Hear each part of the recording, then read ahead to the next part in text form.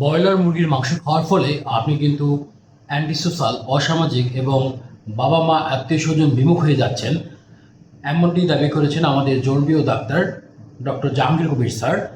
Recently তার একটা বক্তব্যে আমি দেখলাম তিনি এমনটি দাবি করে বলতেছেন যে যেহেতু এই মুরগিগুলো মা মুরগির মাধ্যমে জন্মগ্রহণ করে না, ইনকিউবেটরের মাধ্যমে বাচ্চা ফোটানো হয়, সুতরাং তারা এতিম এবং তাদের মধ্যে যে বৈশিষ্ট্যগুলো গ্রো করে, একা থাকার বৈশিষ্ট্য, তারা বাবা মা আত্মীয় স্বজন থেকে আলাদা থাকে এবং মানুষ এই মুরগি যখন মাংস খাচ্ছে আমরাও এরকম হয়ে যাচ্ছি।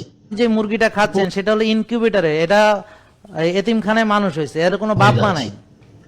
প্রথমে আমি একজন কৃষিবিদ হিসেবে, একজন ইনকিউবেশন স্পেশালিস্ট হিসেবে শ্রদ্ধার সাথে ডাক্তার সাহেবকে জিজ্ঞেস করতে চাই, আসলে এটার কোনো বৈজ্ঞানিক প্রমাণ কি আপনার কাছে আছে কিনা? কোন হিউম্যান বডিতে এটা রিসার্চ করা হয়েছে, কোনো ক্লিনিক্যাল ট্রায়াল আছে কিনা, কোনো এপিডেমিওলজিক্যাল ডাটা আছে কিনা, বা কোন বায়োলজিক্যাল মেকানিজমের মাধ্যমে মানুষ এই মুরগির মাংস খেলে অ্যান্টিসোশ্যাল হয়ে যাচ্ছে, অসামাজিক হয়ে যাচ্ছে, এমন কোনো প্রমাণ কি আপনি দেখাতে পারবেন কিনা?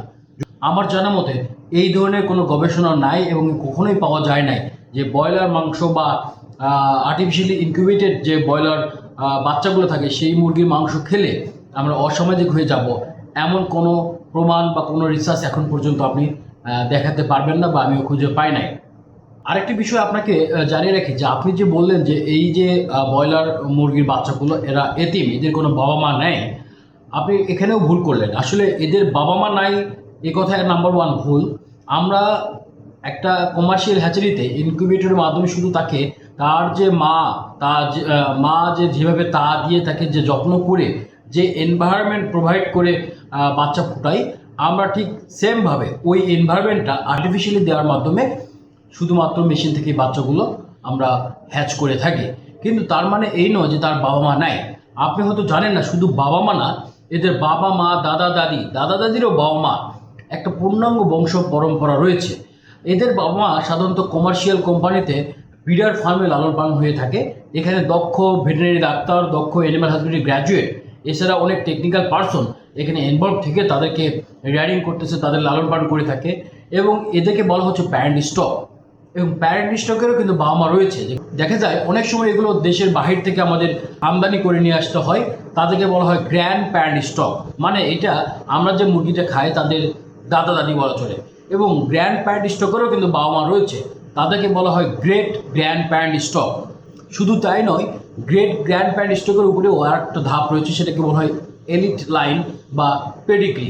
তার মানে এখানে প্রপার একটা জেনেটিক সিলেকশন এবং বিভিন্ন ধাপের মাধ্যমে পোলট্রি সায়েন্টিস্ট যারা রয়েছেন, যারা এগুলো গবেষণা করে এই যে জাতটা ডেভেলপ করেছেন, তাদের একটা পূর্ণাঙ্গ বংশ পরম্পরা ধাপে ধাপে আজকের আমরা এই কমার্শিয়াল ব্রয়লারটা পেয়েছি। এবং যার ফলে আজকে মানুষ খুব সহজলভ্যভাবে, খুব সহজে এই অ্যানিমাল প্রোটিনের চাহিদা পূরণ করতে পারতেছে। কারণ সবাই কিন্তু দেশি মুরগি খেতে পারবে না, এই ব্রয়লার মুরগির মাধ্যমেই কিন্তু এই চাহিদা ফিল আপ হচ্ছে।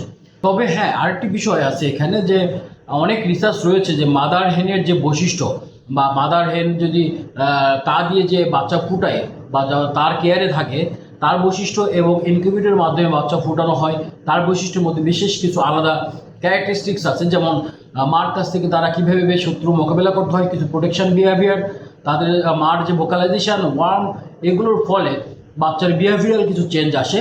কিন্তু এইটাই প্রমাণ করে না যে সেই বিহেভিয়ারাল চেঞ্জের কারণে আমরা মানুষরাও অসামাজিক হয়ে যাচ্ছি। এটা আপনার একান্তই মন গড়া বক্তব্য এবং বিভ্রান্তিমূলক বক্তব্য।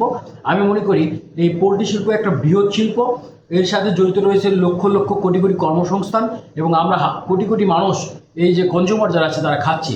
তো আপনি অনেক জনপ্রিয়, আপনার ভিডিও অনেক মানুষ দেখে, আপনাকে বিশ্বাস করে। আপনি একটা বিষয়ে পরিপূর্ণ না জেনেই আপনি এই বিভ্রান্তিমূলক তথ্য যে ছড়াচ্ছেন, এটা মোটেও ঠিক না।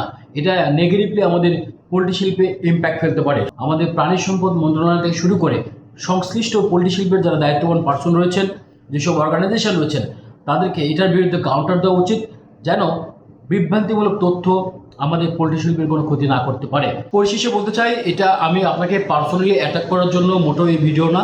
আমি এই ভিডিওটি দেখার পরেই আমার কাছে মনে হয়েছিল, একজন, যেহেতু আমি এই সেক্টর নিয়েই কাজ করতেছি, ইনকিউবেশন নিয়েই কাজ করি, সুতরাং আপনার এই ইনকিউবেটর নিয়ে, এই বাচ্চাগুলো নিয়ে যে আপনার ভুল তথ্য আপনি তুলে ধরতেছেন, সেটার আমার যা সচেতনতা তৈরি করার জন্যই আপনাকে আপনার সম্পর্কে ভিডিও তৈরি করা। সাধারণ মানুষদের বলতে চাই, এই ধরনের গুজবে আপনারা মোটেও কান দিবেন না। আপনারা নির্দ্বিধায় ব্রয়লার মাংস খেতে পারেন, এর ফলে কোনো অ্যান্টিসোশাল হয়ে যাওয়ার কোনো সম্ভাবনা নেই। মনে করি এই ভিডিওটি অনেকের কাছে শেয়ার করা উচিত, অথবা নিজ থেকেই আপনাদের এই বিষয়ে তুলে ধরা উচিত, যাতে মানুষ এরকম একটা গুজবের শিকার না হয়। ধন্যবাদ সবাইকে, ভালো থাকবেন, আল্লাহ হাফেজ।